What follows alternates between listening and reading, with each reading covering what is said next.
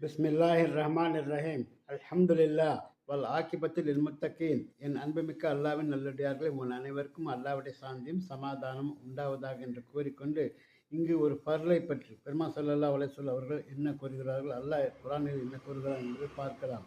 அதாவது வட்டியை தவிர்க்க வேண்டும் என்ற நோக்கத்தில் இங்கு கூறப்படுகிறது. குர்ஆனில் அல்லாஹ் கூறுகிறான், நம்பிக்கை கொண்டவரே, பன்மடங்காக பெருகி கொண்டிருக்கும் நிலையில் வட்டியை உண்ணாதீர், இன்னும் நீங்கள் அல்லாஹ்வுக்கு அஞ்சிக் கொள்ளுங்கள், வெற்றி அடைவீர்கள் என்று சூரா ஆல் இம்ரானில் அல்லாஹ் இவ்வாறு குறிப்பிடுகிறான். இதை குறைவாகவோ அல்லது கூடுதலாகவோ வட்டிக்கு வாங்குவது, வட்டிக்கு கொடுப்பதும், வட்டி பணத்தில் புசிப்பதும் ஹராம் ஆகும்.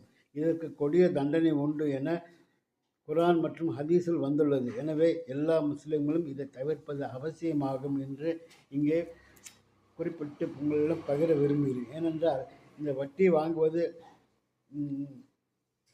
இறை நிராகரிப்பவர்கள் மட்டுமல்ல, இஸ்லாத்தில் இருந்து கொண்டே எவ்வளோ பேர் இவ்வாறு வட்டியை வாங்குகிறார்கள். அதன் மூலம் நாம் என்ன செய்கிறோம்?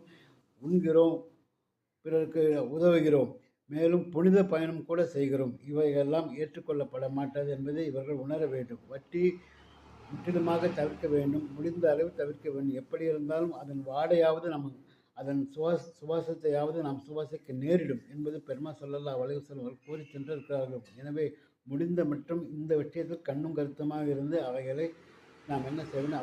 அவர்களை விட்டு தவிர்க்க வேண்டும்.